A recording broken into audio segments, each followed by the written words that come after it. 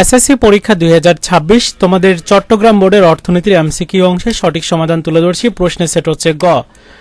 একের সঠিক উত্তর ঘ, দুইয়ের খ, তিনের ঘ, চারের ক, পাঁচের গ, ছয়ের ঘ, সাতের ঘ, আটের সঠিক উত্তর ঘ, নয়ের ক, দশের খ, এগারোর ক, বারোর গ, তেরোর ঘ, চোদ্দোর খ, 15-র সঠিক উত্তর গ।